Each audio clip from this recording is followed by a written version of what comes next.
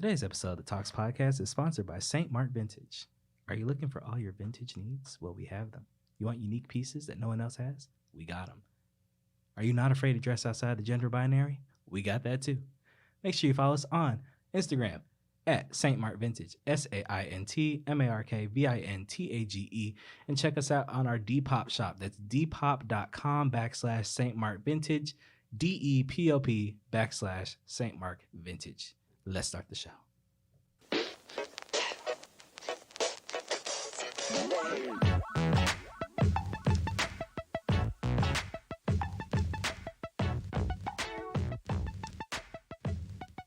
All right, guys, welcome back to another episode of the TAWKS podcast.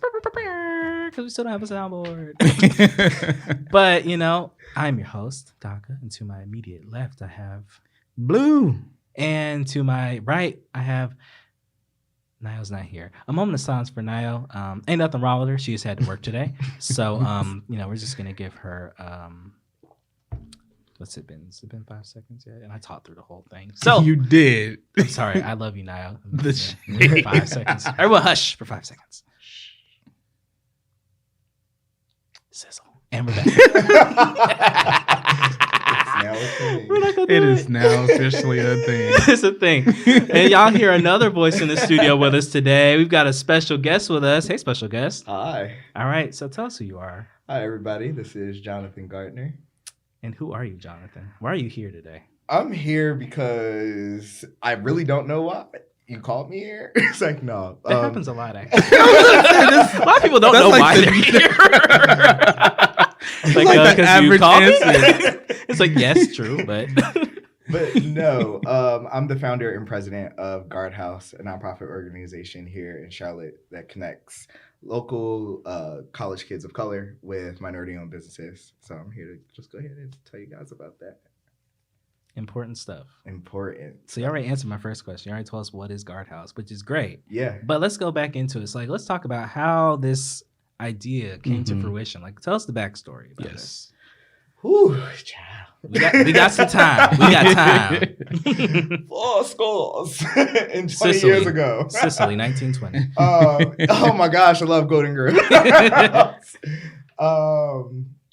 No, GardHouse came about because do you ever just sit and listen to conversations and you realize, okay, what's going to happen? Like, what are we going to do about it? Mm-hmm. And so I started to notice that there was nothing actually being done about it. Not dissing anyone, not saying that somebody dropped the ball. It's just that there was not a market created.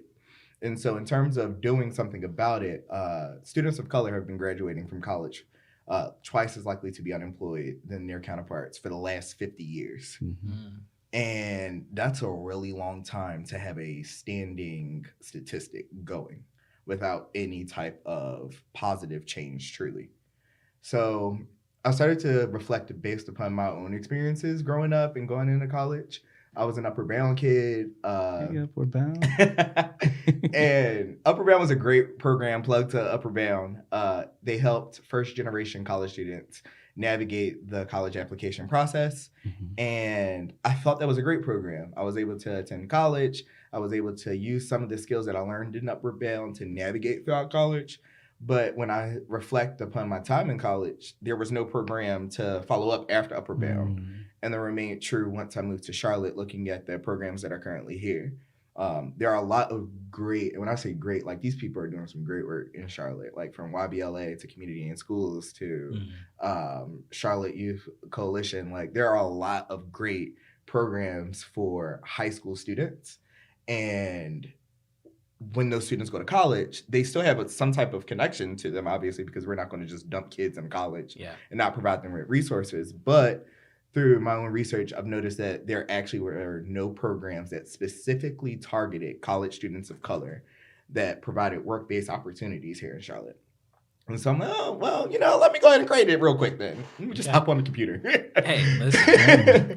No, but honestly, that was months of research, months of tears, months of just trying to figure out what it was because I didn't know what GardHouse was. Mm-hmm. I didn't know what it would look like. All I knew was that something needed to be done for kids that looked like me, for kids that are like my nephew that will reach that age.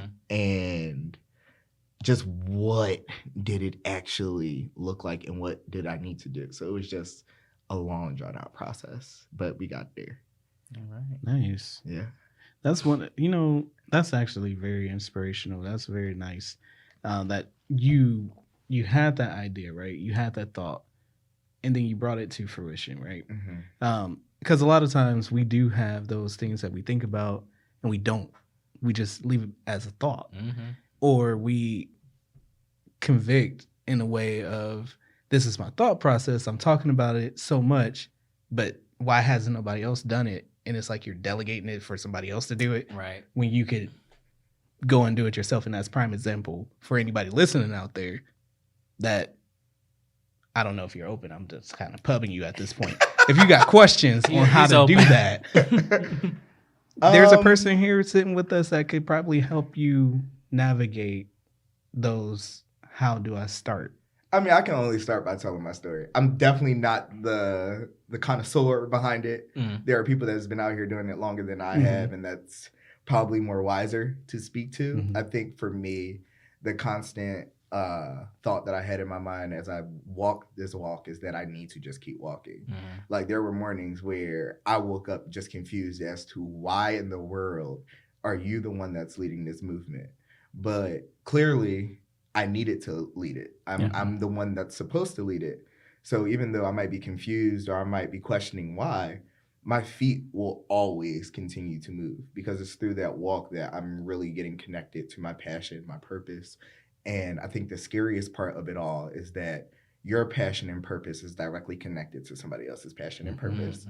And if I'm not moving, then that means I'm not stopping somebody's passion and purpose from happening, but I'm delaying it possibly.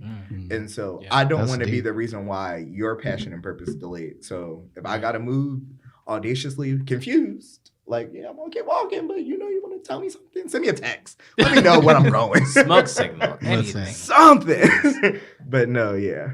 Well, that's good. Like, I think that speaks a lot. Like, you realize that it's something that's bigger than you. That, it's something that a lot of people, like you said, are going to benefit from what the groundwork that you're doing now. And you have people that are helping you with that process, people that you can like work with. I think that's the important part. Why is there, and we talked about, there's still this huge disparity, and even though it's been like 50 years, we've just been stagnant in there. What are, other than what I guess some of us would think are like the obvious factors, what are some of the factors that kind of contribute to why there's such a disparity between the amount of access that Black students have to jobs and internships while in college and post-grad than their white counterparts? Definitely the lack of social capital. Specifically here in Charlotte, there is an extreme social capital issue. You have to know how to navigate within a city like Charlotte. And if you don't know how to navigate, then just your first attempt of reaching out and possibly hitting a wall will discourage you. And as a student of color who possibly grew up in poverty or possibly just grew up not having the know-how of how to navigate and then experiencing rejection, like really that's what it is that once you hit that rejection mark, it's just like, what do I do for myself now? Like, do I just circle back and say, well, maybe that wasn't for me? I interviewed a student here at UNCC, and to hear somebody at 20 years old tell me that they felt defeated, discouraged, and maybe what they were chasing after wasn't for them. Like, bro, you have not lived life yet. Right. How are you can't use the word defeated until like 30. But the reality is that you can. And that's because of the systemic issues that we face as a people of color. And I honestly attribute those systemic issues to a lot of things, but specifically for employment and opportunities for students of color, the social capital aspect definitely is a huge obstacle. So I would agree with that. In me being from Charlotte, I've seen that a lot too. You are from the 704. I'm from here. Hey, pulls up. But that's a real thing. You see it a lot every day. I can just speak from my own personal experience. Just coming back home to Charlotte Yeah. after graduating and all that kind of stuff, and just having that same feeling of defeat, like, what I go to college for 4 years for? I can't even get like a foot in the door, you know? And so like you said, like having that, being able to move in those spaces and being able to have that persistence and that, I guess, that knowledge to maneuver is so important. And a lot of us just don't have hard. that. It's hard. It's something That's that you very learn. true. And if you haven't had a chance to cultivate that through high school or through college, then you just don't really know. So yeah, I agree with that. That's very true. So I guess just to follow up with that, like with what you guys do in GardHouse, how is GardHouse addressing those type of disparities or barriers? So I think the most important thing that we really focus on with students is self first. A lot of programs focus on in-demand jobs now, teaching you skills. Though in 10 years, those skills probably would be useless because 100,000 plus jobs are going to be leaving communities of color. Very true. So you need to truly focus on who that student is as an individual. And I think we wait so late in the, let me retract that. It's not that we wait so late in the game, because I think throughout college, shout out to all the BSUs and the African American Student Leagues, we talk about self a lot in those organizations when we're in college. Like we talk a lot about community and what it looks like to build your social capital. We talk a lot about coming together and having fellowship. It's once we leave college, there's no real follow-up after that as well. Yeah. So for those students, like, it's just honestly it's all a struggle. But yeah. That just made me think of something. So both of you went to predominantly PWIs. Yes. I went to an HBCU, and I'll say, just from what you said, from the community standpoint, that's something that even when you go to HBCU, that's something that I would say, and this, I might catch some shit for saying this, but like from a HBCU perspective, in certain ways, you don't get necessarily prepared. I didn't feel that I got necessarily prepared for the real working world for what I was doing, but more so like how to just maneuver socially, which is an extremely important skill because I know how to maneuver in those spaces, but I was never really taught how to really get in those spaces, if that makes sense. Well, are you know what I meant mean? to be in those spaces? Ooh, Good question. that's a very good question. I mean, these are the questions that we're having. And I guess going back to your question, is like we start with self. Yeah. Like that's why we start with self. Because without knowing self, why are you looking for employment? We push students so fast to hurry up and get a job. Yeah. And then after their first year of employment, they're sitting somewhere in a call center just trying to refigure out their life. And that was my story. Like I had to sit down in a call center for a little bit to really understand who I was as a professional and work through some kinks. Yeah. But no, like you really have to first identify who you are as an individual and then also go through the skills and find out through those skills, what are your strengths? Yeah. And then tie those strengths then to the dream that you have over your life. And then literally take that passion, pull it by its edges straight to the finish line because nobody's going to get you there unless you are moving yourself as well. That's very true. So it all starts with self. So to your point, you got to figure out if you're supposed to be in those spaces. Right. And that's exactly what I had to do. And I agree with that. Yeah. 100%. So it's good that is something that you all are focusing on because that's something that is missing. And we know that it does go back to our educational system as well. Our educational system plays a lot into how we matriculate all the way up through college and the experiences that we have. In your view, and we'll just say Charlotte for right now, or we'll say from where you're from in Philly, okay, as opposed to Charlotte, from what you've seen, how would you describe the educational system between the two? I would definitely say, like just from an internship perspective, with some of the schools that I've been able to work with so far, like I would say this day and age is definitely a lot more advanced than what it was before. Because literally we would have to go inside of the counselor's office to find out what internships are available. Yeah. Like counselors were not emailing you every day of new internship opportunities. Like you might have gotten emails specific from your department, but to have an actual department that focuses on getting students within that university employment, like that's great. I do know specifically my college had something similar to it. Yeah. But like just seeing how things have transformed and as it should, because time has passed since I've been in college, just seeing how things has grown in that front is great. But I will say the difference is it's not that Northerners are better than Southerners by any means, because I think there are some great institutions in the South. I just think that culturally there are still some beliefs that students who possibly swap places have to work through. And I don't know if institutions are realizing that. And so, take, for example, if you're from the North and you come to the South, as you're going through this, trying to find a process in the education system, trying to find an internship, what resources are literally there to kind of help you understand how to navigate within the Southern culture. It's not a professional, it's not that the Southern culture is not professional, but it's not just about the professionalism of it all. It's about learning how to navigate now within different different geographic areas. Yeah. And without that, I think we're going to just continue to have additional issues on top of the issues that we already have. So at least from when I was in the North, from where I'm from, everybody was kind of more, this is the roadmap that you should take. Okay. These are the opportunities that you have. And then it was kind of easier to obtain a mentor as well in the North. Okay. Whereas in the South, I mean, it's very tightly knit. And so that mentor who would have been able to assist with you developing that, you're not able to gain that as easily as you could have had you been where I was from. Yeah.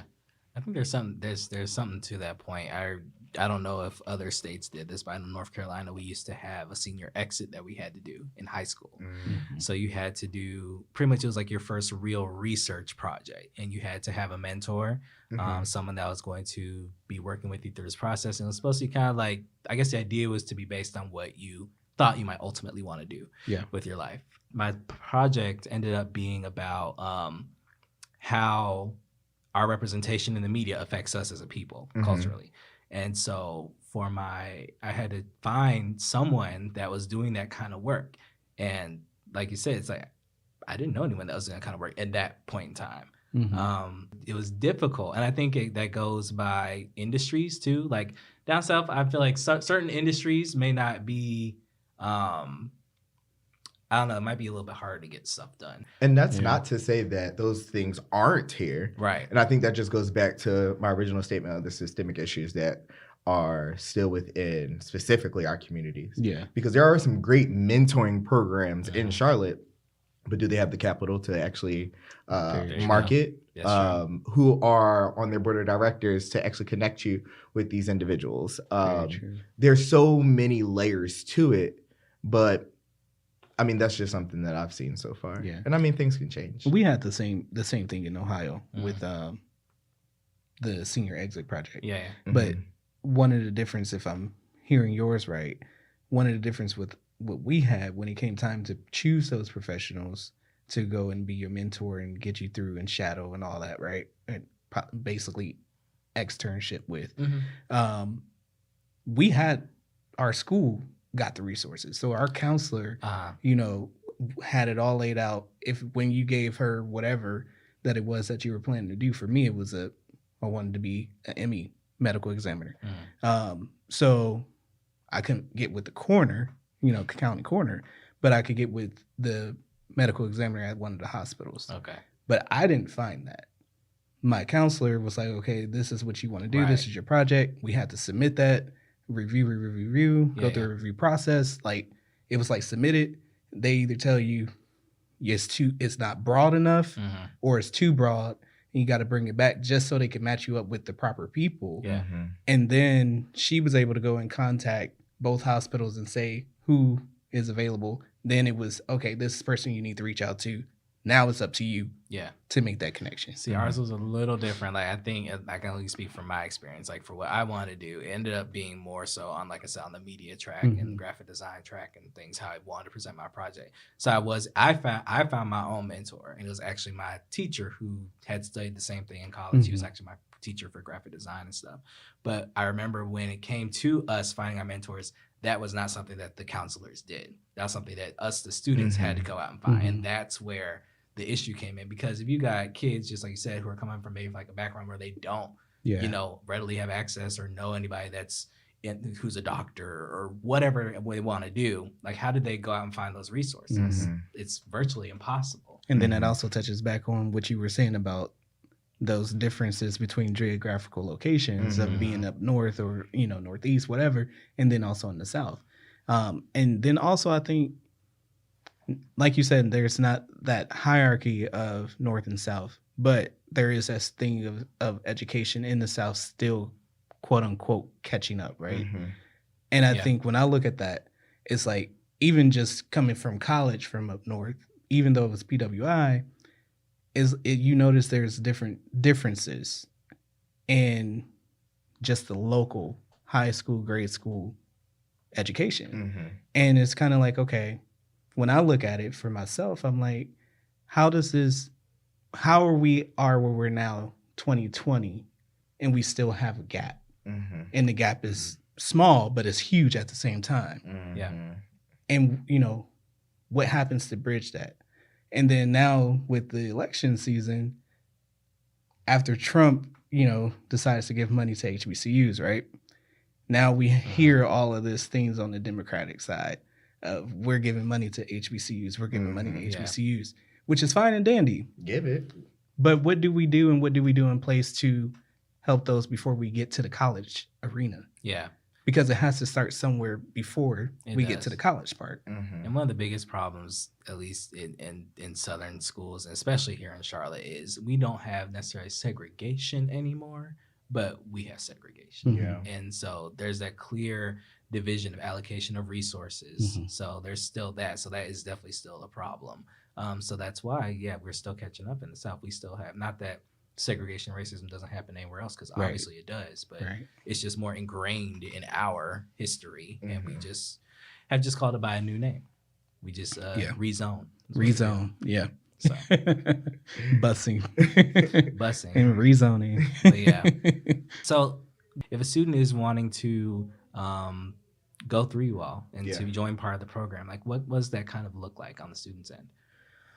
I mean, they can do it a couple of ways. They can interact with us if we're on the college campus.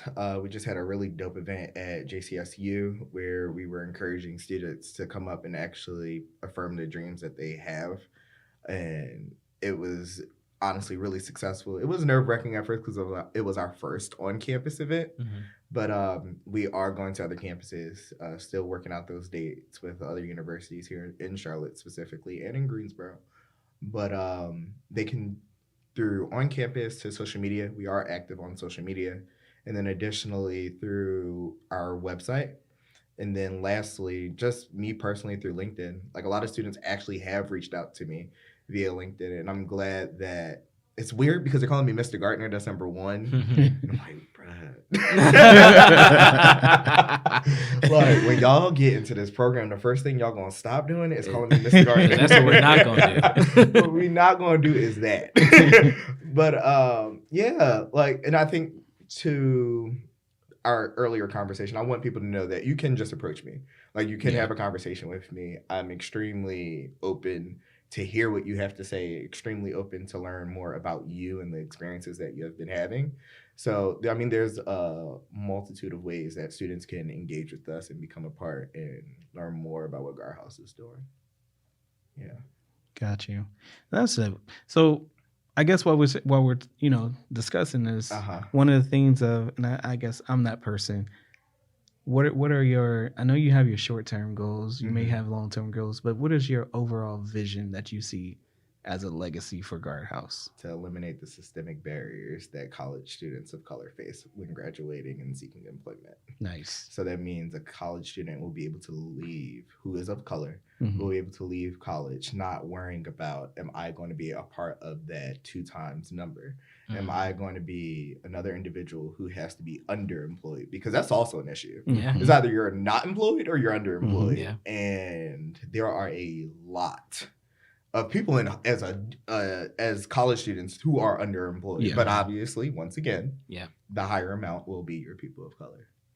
Like, it needs to stop. Like, at this point, it's like, why are we going back and forth? Why is this still a discussion? Yeah. Like, if I can sit here and say, Mm-hmm. we know this is wrong. We know that students of color deserve the same type of opportunities as your students do. And the reason I'm going to say your is because it's not just with people who aren't just Black and Latino. Like, Mhm. there are other races who still do get preferential treatment when seeking employment. Yeah.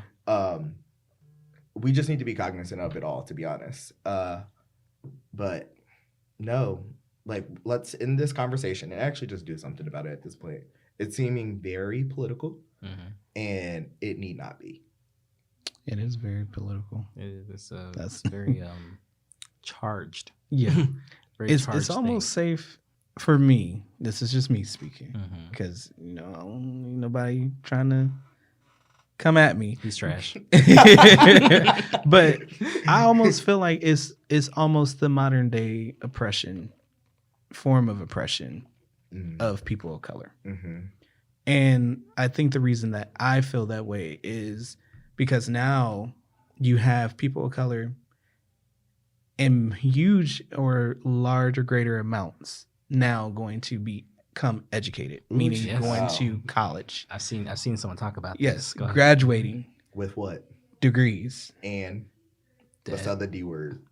Debt. Here we go. Let's talk about it. But before- Degrees in debt. Yeah, but before getting there, it's like you have this going on now, whereas there's not that many. The part of prison where there was prison reform and all this and blah blah blah, Mm-hmm. and you had the mass amount of incarceration of Black and brown people with prison generations ago, previous generations, not a lot of generations ago, Mhm. maybe 1 or 2. Mm-hmm. And then all of a sudden, now you have, I think maybe starting with class of 2003-ish, that influx of people of color, mainly Black people, saying, listen, we need to change up. And we've started going to college. We Mhm. started getting Yeah. degrees. Mm-hmm. And then let's not forget that the most educated person is a Black woman. Yep. Mm-hmm. And okay, my thought is, okay, we can't lock them up anymore, but we can lock them down with debt. Now listen. And that's just personally how I feel. It's a different way of oppressing people of color. You know, I don't know the complete statistic on it, but I did see from like a credible source I was reading, and I forget who it was, but it was something credible. Mm-hmm. That they were saying that same argument. It's like college debt started going up the minute that when more Black people started getting postgraduate degrees, or just degrees in general. And I think there is something to that. I mean, the previous generations love to talk about like, oh well, we were able to go to college and that. It's like, y'all, even if y'all had student loan debt, you weren't paying it off for the rest of your life. My parents aren't Exactly. paying off their student loan debt for the rest of their life. Like they've been paid that back. You Yeah. know? So it's just it's strange. And then you mentioned something that, like you said, the most educated person is the Black woman. We haven't even talked about how not only race but gender disparities for like students of color. Like what do you think that kind of looks like? In terms of employing within internships, Black women definitely receive the hardest treatment than our Black boys within trying to obtain. I think because with women just in general, we judge them more harshly than we do men. Yeah. So let's say we have a woman of color who wasn't born with a silver spoon in her mouth. And she's just getting to the point where she feels comfortable with applying to the internships that she wants to go into. Mm-hmm. But let's say her community didn't equip her with all the necessities that's required to go into an interview. Whether if it's a nice notepad and a pen, or a nice dress, or a skirt, or depending on your field, some nice jeans and a nice blazer. So instead, that woman goes into it and she has on what she feels is appropriate.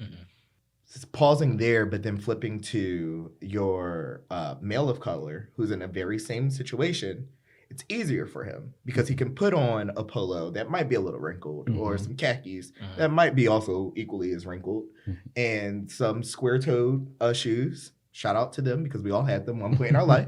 Religiously. Stunting. And if In you the say you Stacey didn't, Adams. stop lying. Okay, we all had them. Block, toe, heel. Let's get it. All right. But you're more sympathetic to that individual because you see that they're trying, but then you look at the black woman and you say that's you're true. not trying hard enough. That is very true, actually. And that is so sad. And then let's not even forget, in terms of body shapes. Oh, yes. It is hard, one, to construct a suit. That's number one. If I learned anything from watching these design shows, Next Thing in Fashion or Next Best Thing in Fashion on Netflix, they said it themselves. It's hard to construct this suit. So imagine constructing a suit for an individual, whether it's male or female, whose body type does not fit the European standard. The norm. Air quotes I'm using. We hear them. Heavy. So, for me, honestly, I do think it is our Black young women who do have kind of the harder fight, and they continue to have the harder fight, obviously. But just once again, that just goes back to your systemic issues. It's like, why is there a fight? Why is there these standards that they have to meet? Why is it that they're incapable or not incapable? Why is it that they aren't being given the resources that's required for them to truly know how to show up within the field that they want to be in? Like, what is going on? And so when you start to answer those questions, that's when you get to actually apply action. And that's honestly all that GardHouse is about. We're not about just the conversation. We're not just about, oh, what's your dream? Okay, great. Let's go ahead and just put you in an internship. No, that's not going to help you. That's not development. We do personal and professional development. We focus on self and then career for a reason. And whether if it's our Black women or Black young women, because that's another thing. We need to stop looking at these college kids as men and women. They're still children. That's true. They still have ways to go. So our young Black women and young Black men who are still going through a growing process, we need to give them grace and give them time to develop. And that's something that we know is not historically given. And we do not give it. We don't. Do you feel that, because I think it does work, I think it works externally as well as internally. Do you feel like internally that we are internally failing as well? Maybe not failing is not the right word, but we are not doing what we need to do as a community on the inside. For those of us that have the know-how, that have the knowledge to pass on, that we're not doing what we need to do to help the next generation. I think the people who do have the know-how, they are doing what they know how. It just goes back to those systemic issues. Is that we're asking, is like, you can't, I cannot. And maybe if you had talked to me when I was in college, young and dumb, been able to cast blame on someone, but as I've gotten older and had grown me up, somebody had to grow me up or learn me up. Learn you up. They learned me up. You can't blame people for certain things that either they truly did not know was wrong or that they were doing out of a necessity for them. Okay. And these last couple of years, well, not couple because we're talking about 50. These last 50 years have been our communities trying to grow into something. And though at times it might be ugly and it causes division within our community, would I have done the same thing in a similar situation? I think it's easy for us to say, well, do you know if it's wrong? Do you know if it's right? And say that they should have done X, Y, and Z. Okay, cool. I'm glad that you know what I should have done, but would you have done it if you were in that similar situation? Right. Yeah. So instead of me answering that with, yeah, they wrong, I don't know what I would have done if I was in a very similar situation. However, I can tell you what I'm going to do now. Okay. And what I'm doing now is putting that action down so that way that can no longer be even a conversation. Like, we got to move past it. Yeah. And internally, I think people are there. I think people are starting to realize it. I was just listening to a podcast yesterday, and the young woman who was being interviewed, she was like, I'm tired of these roundtable conversations and these networking events. Like... Can we talk about those for a second? Yeah. We'll get into it. I want you to finish your thought first, but then we'll talk about that. But like, no, like they're great for awareness. And I believe we are aware. We are aware. There we go. Yeah. It's time to act. Yeah. That's real. I agree with that because I agree with that young woman. I agree with her wholeheartedly. Like, networking events to me are just so exhausting because at least the ones that I have found myself going to, and I've tried different kinds. Like, I find it to be the same type of situation, you know, because they're always, because especially here, like everything's centered around like beer or like drinking or something. Like, they market it as like, it's a good time, but also network. And it's like, okay, cool. So go out. It's like, all right, I'm going to go out, network, got my little pocket full of business cards or whatever. And everyone's kind of like off in their own little clique. And everyone's over here. It's like, no, never mind. You don't. Okay. I'm going to just be over here. I'm going to grab my beer and I'm going to go. Yeah. It's okay though. But yeah. But see, that's where you got to push yourself in that moment. This is true. This is also true. I'll call it a power hour. I go into it. I literally set my timer because I can be an introvert. And I set a goal of connecting with at least one person. Because I know 5 ain't going to be realistic for me unless they come up to me. And go into it knowing that you need to at least have been there for one reason. And that one person you connect with could have been that reason. Don't leave a networking event without having at least one business card in your pocket. But also don't force yourself to stay somewhere that you don't feel comfortable because either that means you're not supposed to be there or you just weren't ready yet. So then if you weren't ready, figure out what you need to do in order to get ready. True. So very true. That's real. That's that's it right there. The nerves are just, we're real raw today. We're back though. What I think that what I've seen with GardHouse so far and what I'm liking is that you all are very active.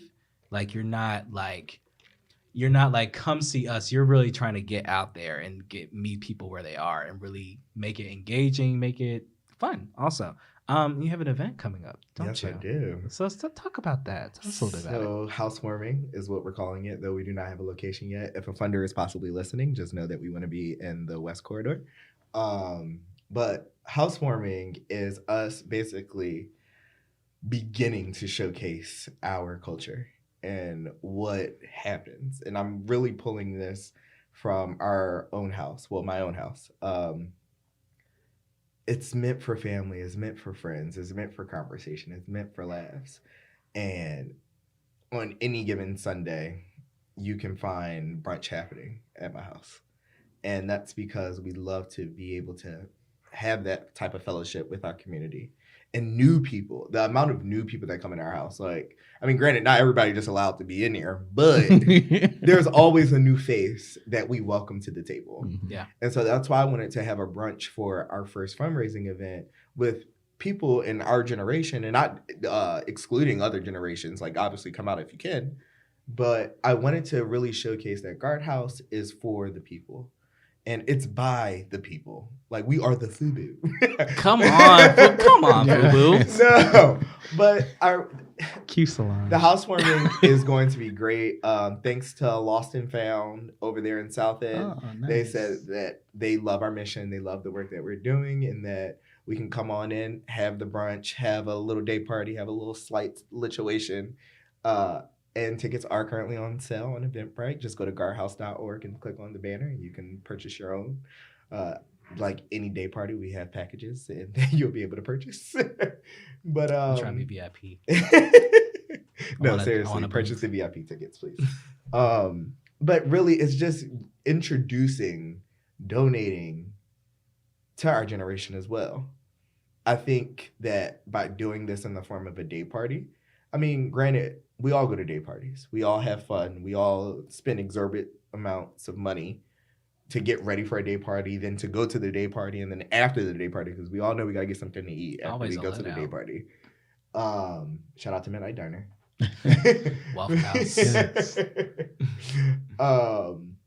And Blaze Pizza. That was so good after one day party. Blaze. I haven't been there in a while. Pizza. I It is haven't good. ever been, and I need Really? to go. You have to get the pesto garlic Yes. sauce around the crust. Well, that sounds like something else. Yes. Like you preaching now. I am. Right. I just got hungry. Oh my God. We're back. We're back. No, but definitely the housewarming is going to be great. I wanted to really just introduce donating to our generation and let them know that you can still have fun and still do it for a cause. Yeah. And this is exactly that. Like, you're able to still turn up, but also know that you're truly impacting the life of a college student of color. So Nice. get your tickets now. The At this info very will be moment. in the You can stop episode listening for all I description. care. Go to my website and get your tickets. Drop the website again. Get them Drop it for tickets. us one more time. GardHouse.org. And GardHouse, y'all, is spelled GARD as in David, HOUSE.org. Boom. Got it. I'm here for it. Boom. We will be at TAWKS podcast. We'll be in attendance at the housewarming. Yes, they will. So we're here for it and we support because that's what we do. Yeah. Yes. Yes. This is great though. I mean, I think that this is something that we need in Yeah. the community for sure. And Yeah. like you said, why not you? You have the talent, you have the know-how, you have the resources, and you have the drive to really push that change. And that takes so much time, y'all. I don't think that people realize it, that living your dream and walking in your purpose, that's work. Mm-hmm. And for individuals who might become critics of GardHouse, saying, oh, well, you're just telling these kids to live their dream, and that's unrealistic. Like, because a lot of people have some of those mindsets of living your dream is unrealistic. Yeah. No, living your dream just means you have to work your ass off. Yeah. That's all. Stop saying, because really when you're saying that my dream is unrealistic, you're saying I'm incapable of working towards it. Anything is possible if you literally put your mind to it and utilize the resources that you have around you, whether how small they are or how large they are. Mm-hmm. So if you find that you are a student of color who do not have the social capital that's needed to get you somewhere, my first bit of advice, Google. Like, and if you don't have internet, go to the library. If the library is too far from your home and you can't drive there, just to let you know, you can hop on the light rail. There are certain scooter services now that allow for you to get on their bikes for a cheaper price, I believe. Got to double check that. So don't call me out later in life if I am incorrect about that. But even just down to internships, like there are new things that are popping up for students of color right now. Yeah. Like Lyft and I believe Uber, but I know for a fact Lyft. They give rides to your interviews for free. Yes. Like, you know how many times I could Yes. use that? Yes.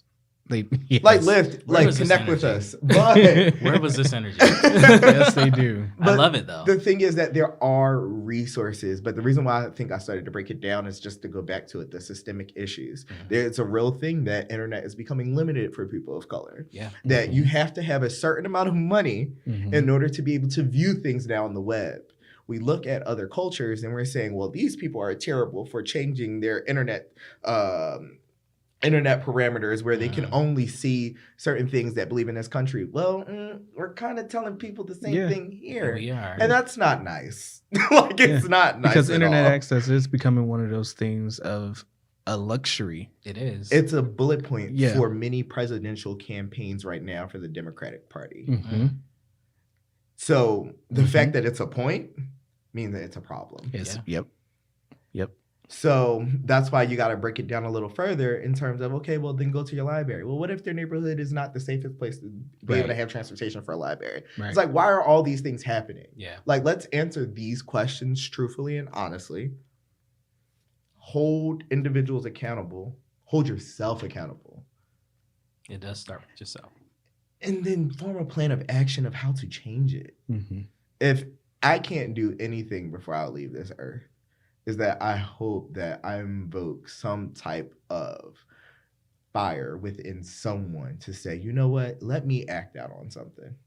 Let me go ahead and put my mind to it, because if this guy who didn't know nothing from nowhere was able to come down here and literally attempt to transform the lives of college students of color, well, I can at least pick up the torch and close the gap where he possibly was falling short. Yeah. Because that's all GardHouse is doing. I'm trying to just close the gap.